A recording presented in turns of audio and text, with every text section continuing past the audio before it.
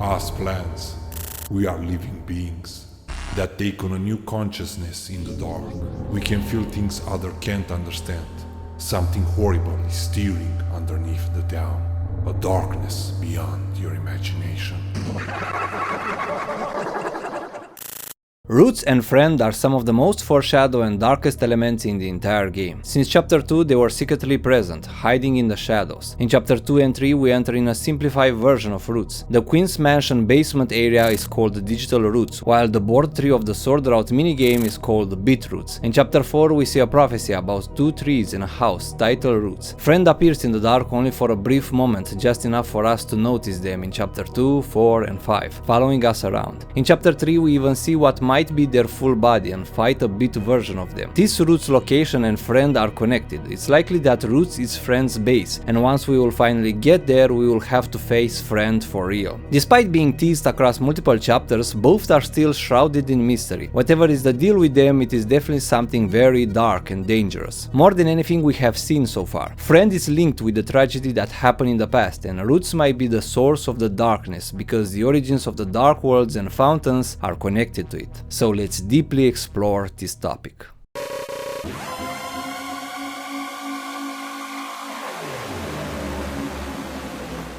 The main plot of Deltarune is the Dark Worlds, is the thing that everything revolves around, and yet we don't talk that much about what they are and how they came to be. The first information we get about the Dark Worlds is from Ralsei's prophecy. He says that for millennia, light and dark have lived in balance, but if too many dark fountains are open at the same time, this balance would be disrupted and it would bring the roaring and the end of the world. What Ralsei implies in this prophecy is that there can only be one dark fountain open at a time, and that is Castletown as shown here. It might be the original fountain that was there for millennia. Ralsei does call it the Fountain of Darkness. Our job as heroes is to close all the other dark fountains, but nobody says anything about Castletown, except Flowery, who suggests that we could close Castletown fountain and leave theirs open. That would solve the problem. There can only be one dark fountain open at a time, but it doesn't matter which one. But Castletown fountain does have some special properties that the others don't. If a darkner would enter in any dark world except their own, they would be turned into stone, but that doesn't happen in Castletown. More so, Ralsei, who is from here and says he's a darkner, can go to any other dark world without problem. So this place is definitely special compared to the other ones, and it is because Castletown fountain is made of pure darkness, and that's why any darkners can live there, so the other fountains are a weaker version of this main dark world. However, in chapter 5 we learn that other dark worlds have been created in the past, which Ralsei knows nothing about, and it is likely that they are still open, so the Castletown dark world also disrupt the balance, because despite being implied to be the main dark world and the first one that existed or it was made, it was actually opened just recently. Castletown is an empty place situated in the school supply closet, which means it hasn't been there for that long. Alphys keeps her chalks and other supplies there, but she doesn't know about it, so the fountain was probably opened just recently, probably the day prior before the start of the game. The one who opened this dark world is very likely to be Chris. When we save the game for the first time in chapter 1, we see Chris's name there before we overwrite it with our own. Ralsei is also related to Chris in some way. He looks very similar with his brother Asriel, and if Ralsei is truly a darkner, he might be an item that belonged to Chris or Asriel. The main evidence for this is the color of this dark world, which is the same one as the fountains opened by Chris and the Knight.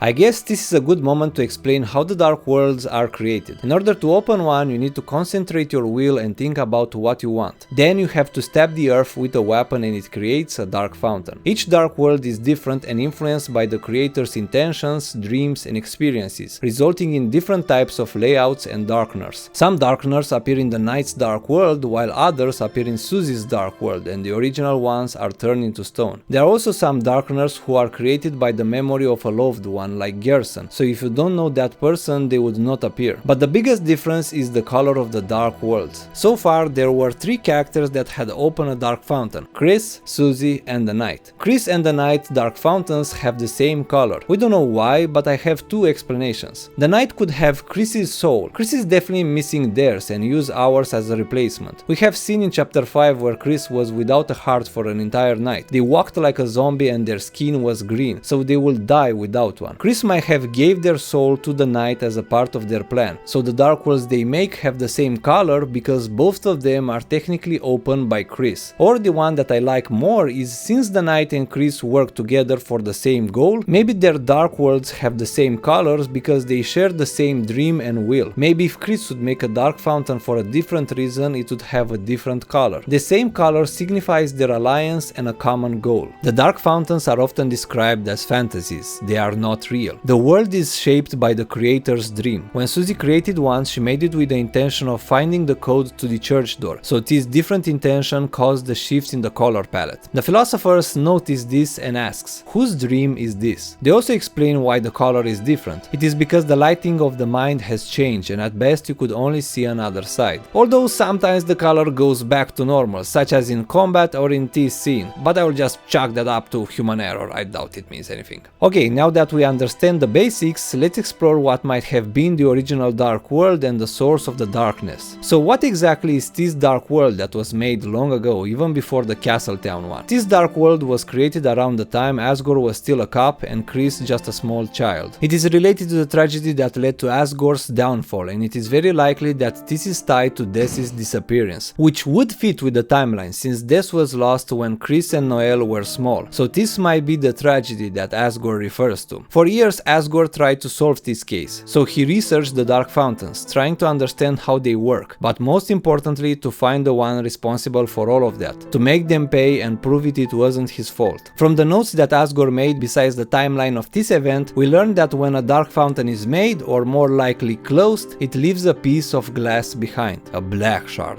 Asgore found one at the original scene where the dark fountain was made, and he also found another black shard where the cyber city was, in the library. He kept track of where the dark fountains were open to this day and he collected these black shards. The knight weapon is made of a bunch of black shards combined into a sword. There are two possibilities here. Either these black shards are broken from the knight's sword when they make a dark fountain and remain on the ground in the light world, or more likely the knight collected them after a dark world is created and they made their sword from all the shards they have collected over time. This would explain how they fixed their sword just a day later. Either way, this would mean that the knight was around for quite a while. They might have opened that old dark world and they could have been the one who kidnapped Dess and trapped her in a dark world. I mean, they have a history in doing that. This would also confirm that Dess is not the knight and it is someone much older. All of this fits quite well with the knight's profile, but well, it's not that simple. Rousey doesn't know anything about that dark world or the person who opened it. He says that it doesn't make sense because the knight was supposed to appear around the same time as the heroes, not before. Certainly not that long ago. Rousey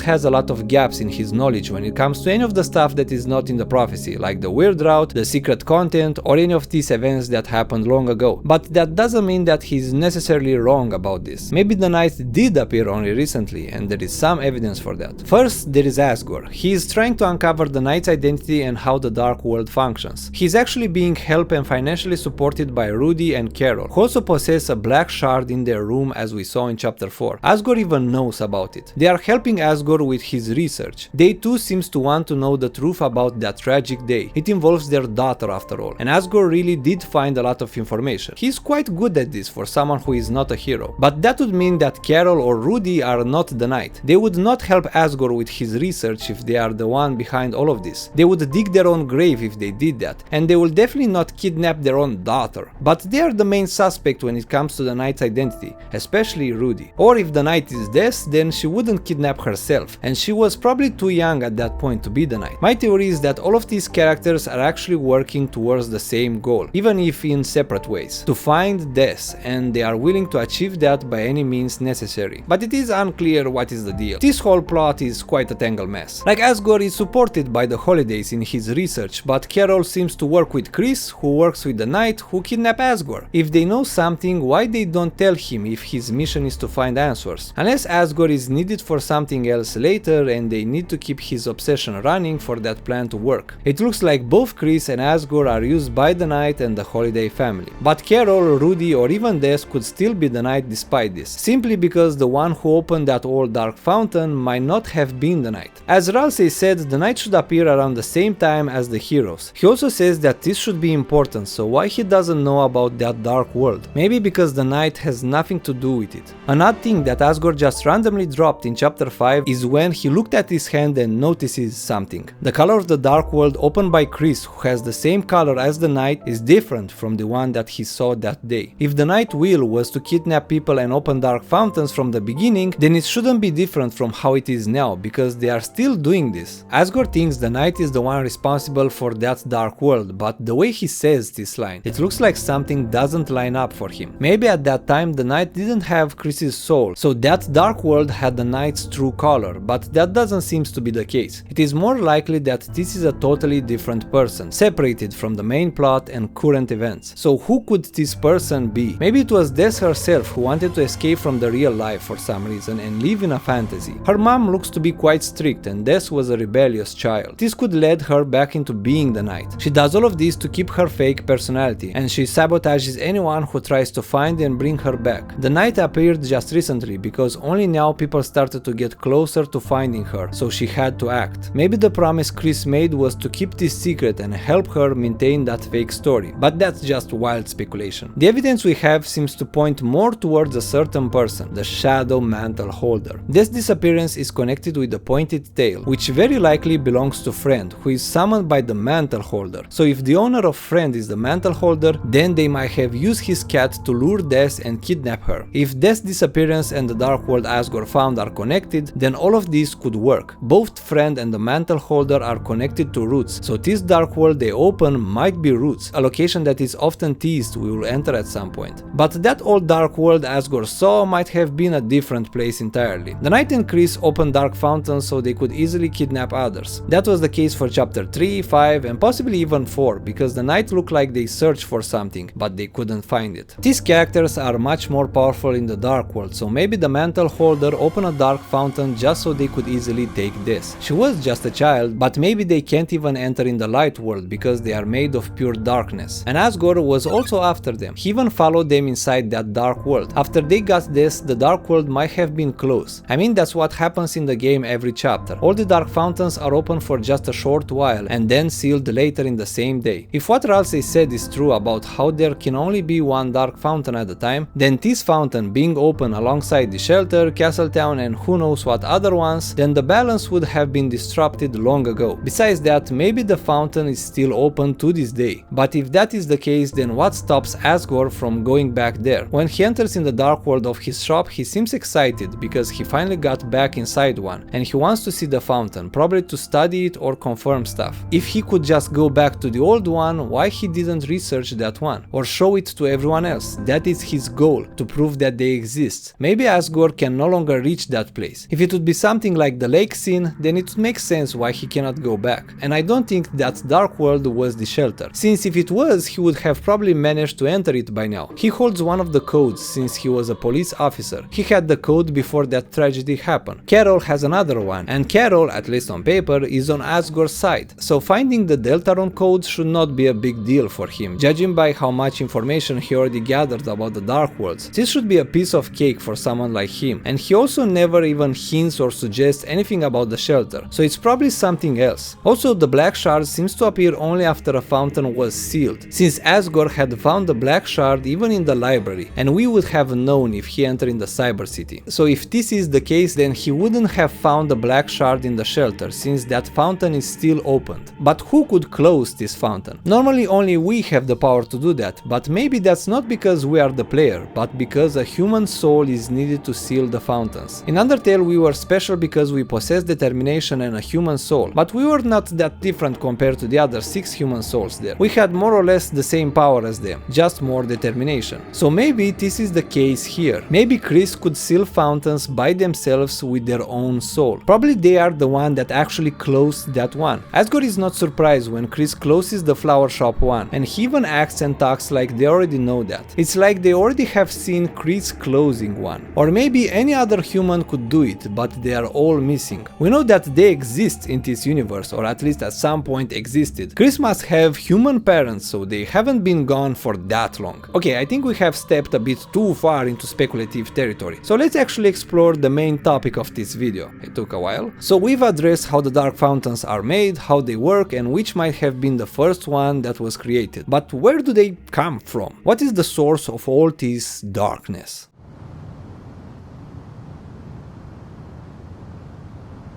In chapter 5, Flowery told us that plants are neither lighteners nor darkeners, they are something in between, so as plants they can feel something that others can't, they can sense something horrible that is stirring underneath the town, a darkness beyond imagination. In my last video we talked about how it is very likely that there is a giant dark world underneath the entire hometown. This might refer to the shelter, where we know there is a dark fountain and it's situated underground, but how would Flowery know about this? Well, just like he said, they know this because they are plants, and plants can spread their roots deep underground. As a part of their body they can feel and know what's down there. This horrible darkness underneath the town might be roots. This place is called like that because it is underground, where we can see the roots of the trees around the entire hometown all over the walls here, as we can also see in the digital and bit roots locations. Last year Gold Pro made a very popular video about roots, but sadly half of it turned out to be wrong, because he thought roots will be hometown after it's turned into a massive dark world that envelops everything at once. But Roots is a place that existed in the past, perhaps for quite a long time. GoldPro does make a good point though that may still be valid, and that is that Bitroots map resembled a hometown map. Like I said in the past, we shouldn't take these minigames too literally, we should take them as hints and vague guides. If we try to fit every room with the ones in hometown, we won't get anywhere, because it's unlikely that they are an exact representation of real events or places. So what this map alongside the enemies that we fight here can tell us is that this place is very similar to hometown. But since Roots is underground, then the resemblance is not because this place is literally hometown, but because it is directly underneath. Each room might be a place underneath that correlates with each house. That's why the layout is similar. Chapter 2 takes place in the library, and in that dark world we enter in the Queen's Mansion basement, reaching the digital roots. This suggests that this root's location here could be underneath the library, like the name even says,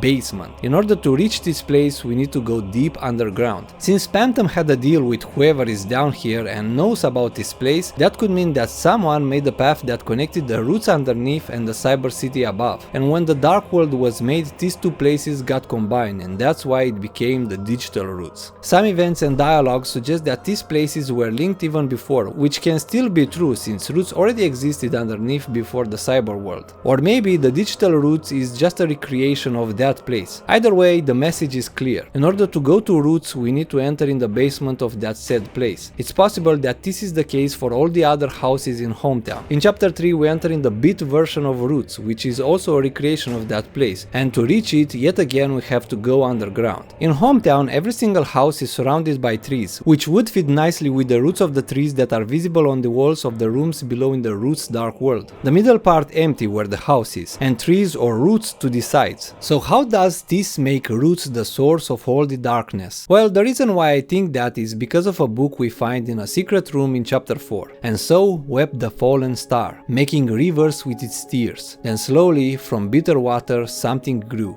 It looked like glass. The word river is used only on very rare occasions. Besides here and some jokes about the acid river, the only other time it is mentioned is by Asgore. In his research he might have found some old information about the dark worlds. The book is from the church, where the prophecy is well known and tied to the religion. So Asgore might have learned the old term for dark fountains, which is the Black River. When he asks Flowery about the dark fountains, he says, "Have you seen anything around resembling a black river rising out of the ground?" So this book might tell us that the dark worlds were originally created by a fallen star, making rivers or fountains with its tears. We don't know how tears could make dark fountains, but if we look at the other meaning of the word, it starts to make sense. Maybe it's not read tears, but tears, which is how fountains are made, stabbing the earth, creating a tear in the ground from where a black river rises. It will also connect with the next part. From bitter water something grew. It looked like glass. There are two items in the game that are described as glass. One is the black shards that we discussed earlier. It is something that is created and left when a fountain is closed, or when it's made. And it just remains there on the ground, unchanged no matter where it is. It grows from the fountains, which could be the bitter water. Maybe the black shards are the pieces that are broken off when we make that tear in the ground. The connection with the dark and the fountains would explain why they're effective against dark element enemies. Maybe the black shards are used as a seal to keep the darkness underground. And when we break it, the darkness starts to come out.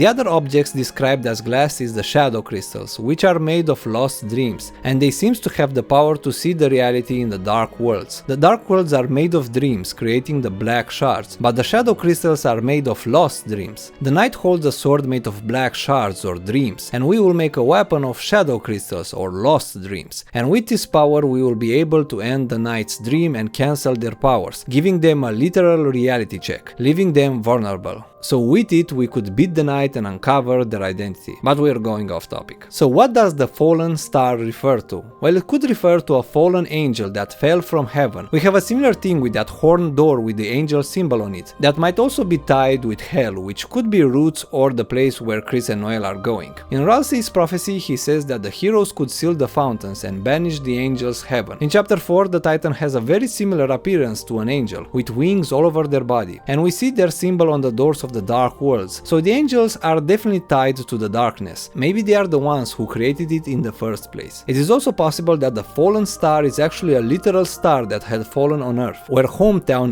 is. Maybe this star had fallen long before Hometown was founded. It made a giant crater that was covered over time by the forest we see now, and the star is the source of the darkness underneath, possibly sent by the angels from heaven, and eventually Hometown was built there without anyone knowing what was beneath. It could have been purposely built there because the prophecy is related to this place. A common trope in game stories is having an ancient world that was eventually destroyed or forgotten, and then having a new one built on top of it. So what if this happened in Deltarune? There was the Dark World first and Hometown was built on top of it later. Maybe the name Roots does not only refer to the literal roots of the trees, it could also have a metaphorical meaning, like in the root of the darkness, as in the origin of the darkness. But how do we know this fallen star, whatever it refers to, that is suggested to be the cause of the darkness, is linked with Roots and not any other dark world like Castletown, which is said to be made of pure darkness? Well, I think this simply because the book that gives us this information can be found in the same room where we see the Root prophecy that talks about the children who were lost where the forest would grow, which again could connect to how the forest has grown after the star had fallen, making Roots. If we agree on all of this, but especially on how Roots is underneath the entire Hometown, then I have another piece of evidence that could prove Roots is the source of the darkness. A thing that we all miss and don't question is how we open a dark fountain. We discuss how you need to insert your will and dream into a weapon, but why do we have to stab the earth specifically? Why can't we just stab the walls, the ceiling, an object, or anything else? Why the moment we stab the earth, darkness comes out from the hole we made, enveloping the entire room? Where does all this darkness come from? And why do the dark fountains flow upwards? Well, it looks like we have to stab the earth because the darkness that creates the dark fountains comes from below. The moment we stab the earth, we make a hole from where darkness rushes in. Since the dark fountains are described and look like water, perhaps this darkness is pressurized down there, and the moment we open a dark world, water gashes out through the hole like a geyser, creating the dark fountains that flow upwards. It is like the darkness below has a leaking. This would explain why we can open dark fountains only in close locations and literally anywhere in Hometown. I mean, from where else could this darkness come from if not from below? Does it just spawn into existence? It is made by the creator's dream and determination? I don't think so. Maybe this place from where the darkness comes is the source of all the darkness, the place that existed for millennia, and the only dark world that is allowed to exist. In order to keep the balance of the world, we will have to close all dark fountains, including Castletown, and Roots is the only exception. If we open too many dark fountains, the darkness from below will start to rise above, enveloping the world in dark too. Alongside it, all the dark, horrible creatures that live down there who will be able to escape through the tears of the fountain and come here at the surface. Creatures like the ones that live in the darkest places, where even in the dark worlds, which are supposed to be a place so dark that we can see again, are completely black and we can't see a thing. Creatures like whatever this is, the Titans, their spawn,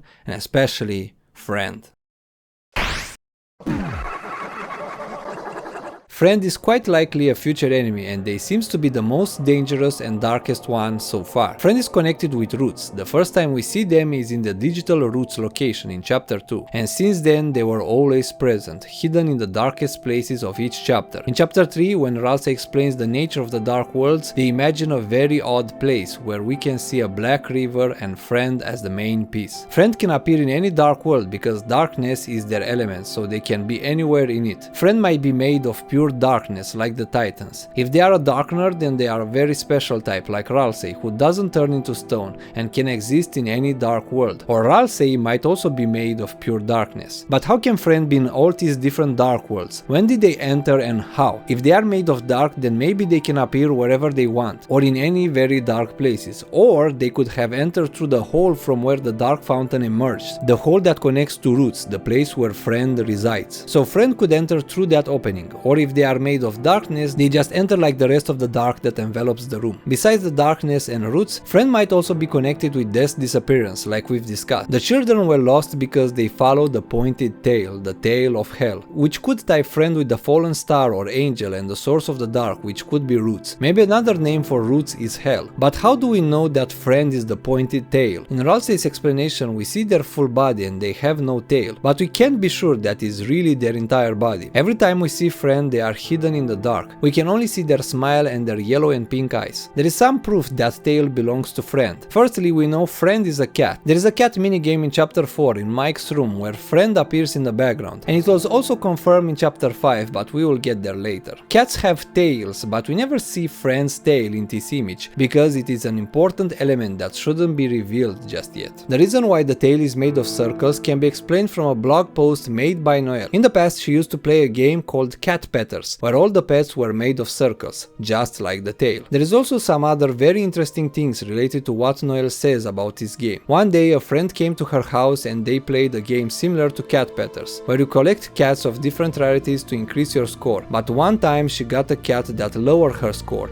and she died immediately. We can actually play that game, and at some point we encounter that cat, which is Friend, and we lose all of our points and the game closes. Another time she talks about how in Cat Petters there is an egg that can hatch a random pet, and this is the only way you could get a super rare cat. And the link she gives us for this super cat sends us back to the post we just talked about related to Friend. Eventually Noelle did get something special, but it wasn't a cat, but just an egg that did nothing. All that happened is that it made some sort of weird sound. Noelle was scared of that egg, thinking it will kill her. Eventually she decided to take care of it, but one day the egg left due to happiness, unlike any other pet who lives due to sadness, and she never found it again. The egg even had a name, but she can't remember it. If you have seen my last video, you know the importance of the theme of remembering and forgetting. If we go back to this cat game, there is a long chain of links attached to it. If you collect the angel cat, you get a window, and if you click on it, it takes you to a room similar to the one in chapter 4, where you find the egg, that book, and the prophecy about Ruth and the lost children's. The site with the windows is called Aren't You Forgetting Something? When we find the egg, we are sent back to the page called Roots with a tree that plays a single chord. The link is even called Lost Where the Forest Would Grow. Then it takes us to the window room again, and then to the egg therapy room in chapter 4, where we paint a tree. And finally to Noelle's blog about the egg that left. So Friend, Roots, the lost children's, the therapy, the Eggman, and the fallen star are all linked together and connected. In order to properly explain all of this and how Friend and Roots are tied to everything we mentioned so far, let's look at the biggest lore dump we got about Friend in chapter 5. If we got the egg and go to this place, you can spot an act point in the darkness, and if we send our heart there, we discover that Friend was hiding there and bites us, taking 200 damage or even more for all party members. After this sequence, we can go to Pink, who is also a cat, and when she sees us, the body takes full control and talks only to Chris. Chris, is your hand okay? It looks like you've got a cat bite. Cats can be nasty creatures. I once met someone who really liked cats. They like cats so much they owned a whole hunting pack of them. Of course, cats are fickle creatures, but they were very good at finding protein. Chris, if you have any protein, you must keep it hidden and never let anyone see it. The cats are not too smart, but once they find a target, they never stop chasing it until they get bored. And when they find you, they bite very,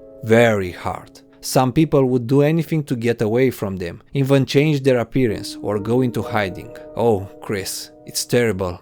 It's terrible. Please be careful, Chris. Promise. Promise is yet another word that is important, and it is linked with something that shouldn't be forgotten. Pinks tells us that cats are very good at finding protein. The requirement to get hit by Friend and see this dialogue is to have collected the egg. The egg is the protein, and because of the egg, Friend bites us very hard. After Friend had found us in chapter 2, they started to chase us wherever we went. Friend is after us because of the eggs and the shadow crystals, which might be the key to encounter Friend later. Or these are just metaphors, and it means that Friend is actually actually after Chris and they have been chasing them for a long time. Chris was likely there when Des disappeared, since they seems to know quite a lot. The prophecy does says the children's, possibly referring to Chris and Des. If they follow the pointed tail, then at the end they met Friend who took Des with them and Chris got bitten by the cat, probably when they tried to save Des. This will explain all the references with Chris's hand missing, or why it is stained and cannot be washed during the therapy session. It was probably a very traumatic event for a small child such as Chris at that time, so they may have forcefully forgotten that memory or it still affects them deeply. At the therapy, no matter what they did try to draw, it results in a tree, which are linked with roots and the Eggman. The Eggman might be just a representation of that event, and he wants Chris to remember it. Maybe the Eggman is behind the tree just like how Friend or who kidnapped Des was in that day. It's all a recreation of that event. This will explain why the Eggman has some connection with Chris and their past. In the fight with Yellow we can use evidence items, and the egg is one of them. It doesn't do anything in the fight because it's evidence for something else, something that we will know what it is for when it will happen. It's probably evidence for what happened in that day, and when it happens might refer to the moment we will enter in Roots, because we too will follow the pointed tail as is said in the prophecy. Now where is this Roots place? Well, it's very likely that it's in the shelter because it's the only place that leads underground from the light world, and we know there is a dark fountain there. In the chapter 3 minigame, Beetroots and the shelter are separate places, but what if they're actually the same place? This would explain why Chris doesn't want to go there. Not necessarily because they don't want us to see what's there, even though that's very possible, but also because that place is Roots and Friend is there, and we do fight Friend in the shelter. Chris is scared of Friend because they are the one responsible for their trauma and all of this. Or if the shelter is truly a different location and not Roots, that brings a new interesting topic. Pink says some people will do anything to get away from the cats, even change their appearance or go into hiding. Who is this person who is chased by a friend and so desperate to escape from them? Well, the Eggman is a possibility, since the cats are attracted to protein and the Eggman is the source of the eggs, and a person shrouded in mystery. He never reveals his identity to us or Chris, but I think there is someone more fitting. I think the person who changed their appearance and went into hiding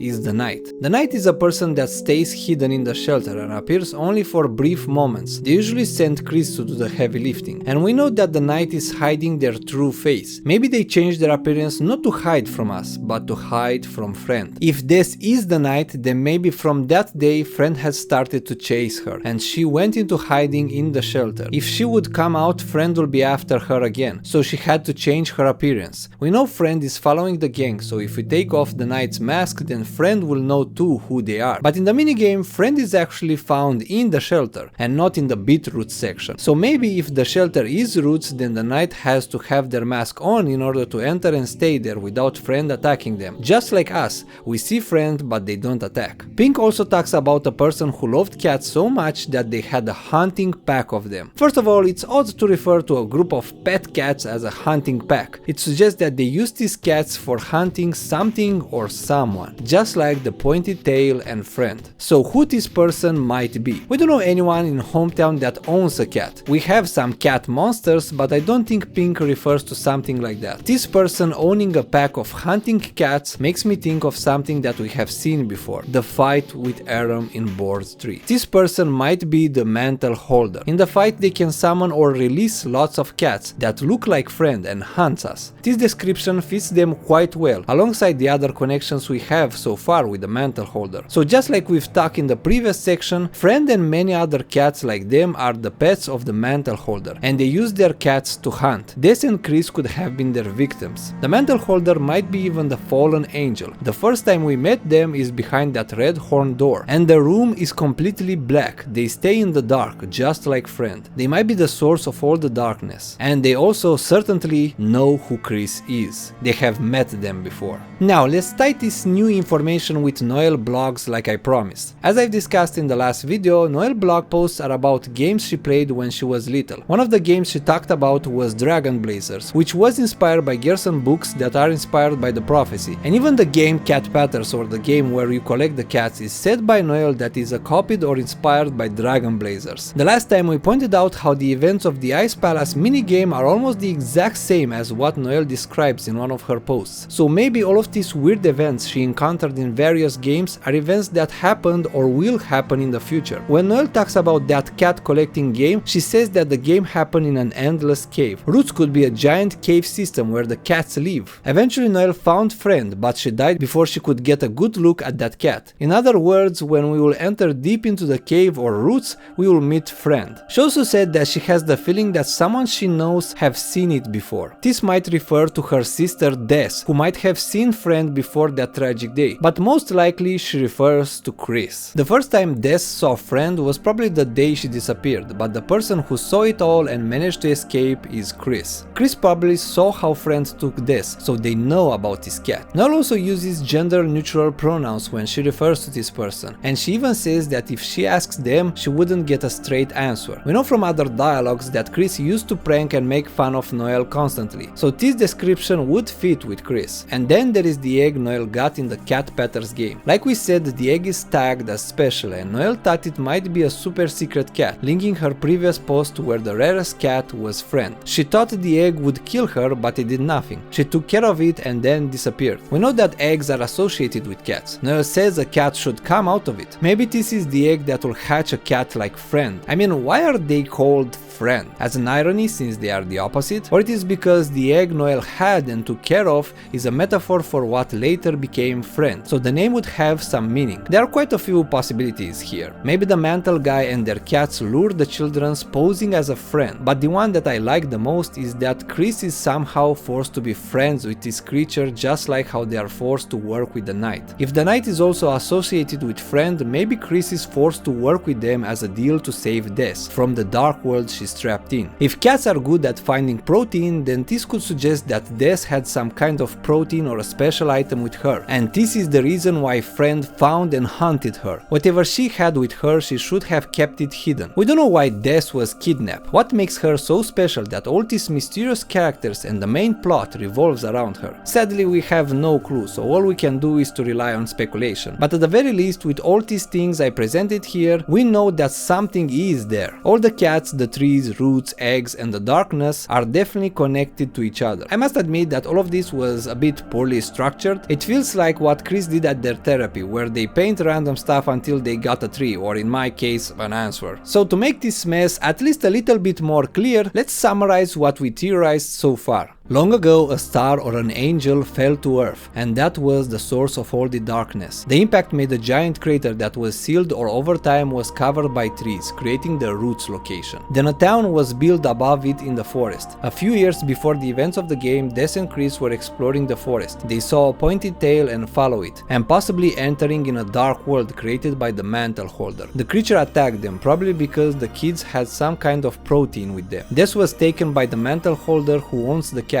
and Chris was likely beaten very hard by Friend, resulting in that missing hand, which could be a metaphor for failing to save Des. We even have proof with that machine in chapter 3, where the number 1225 that is linked with Des and Noelle is tied to the missing hand event. After that, Asgore came in and entered in the dark world, but later someone closed it, probably allied with them, and they ran away with Des, taking her to Roots. Asgore only found a black shard at the scene where the dark fountain was. He returned only with Chris, and he tried to explain to everyone what just happened and what he saw, but no one believed him, since what he said sounded impossible and crazy. So he was blamed for her disappearance and his failure. This, alongside his crazy excuses, led to him being fired from the police, and this failure consumed him. He spent years to find clues and proof that what he saw and said was real, and he wanted to find the culprit to get his revenge, to get Des back and finally get his life and family back. Chris was left traumatized by this event, and they made a promise to find Des and make amends for their failure to save her. Now Chris works with the knight, possibly in order to find Des, or to find a way or a power strong enough to defeat Friend and the mantle holder, so she could return home safely. Why do we need to recruit everyone at Castletown and collect every shadow crystal? Friend, the Eggman, and the mantle holders are all tied with secret content, so in order to find and fight the real enemy, we will have to access a secret ending. The normal route might end tragically, and we will not even get to fight the real antagonist. But if we get the secret ending, then we will use all the darkness we'd gathered so far as a giant army that will fight against the final enemy, and with the Shadow Crystal weapon we will be able to finish them and end the suffering they caused. It wouldn't be the first time this happened. Every chapter everyone gathers together for a common goal. In chapter 1, Lancer and every Darkner we spared along the way united to take King away. In chapter 2, everyone gathers and becomes that giant robot we fight Queen with. In chapter 3, they don't gather together, but the Darkners are expressing their disbelief in Tena's plan and decided to leave his side. In chapter 4, we yet again have everyone uniting to help us to reach the night. And in chapter 5, everyone does combine their powers together, but it's for Flowery, not for us. But in the end, Flowery did fight against the night, so I guess it still counts. So it looks like if we recruit everyone from all the previous chapters, we will be able to fight off the darkness together. But the final tragedy will be that we will have to end the fantasy for good. We will banish the angels and the darkness, meaning no more dark worlds, including Castletown, Ralsei and all the other Darkners. Only then they could save the world. Something that Susie doesn't want, because that became her home and all the Darkness there her family. Losing this is like losing everything yet again. Putting all of these together sounds kinda interesting, but I don't know how likely it is for this whole thing to be true. We based a lot of things on pure speculation, more than I think I ever done, especially the parts with Noel's blog posts and the Fallen starting. They are just too vague and we have too little information about it to form a proper theory without jumping headfirst into heavy speculation. But at the very least, I think we are on the right track about Friend, Roots and Hometown. Right now we can only wait and see how it actually turns out.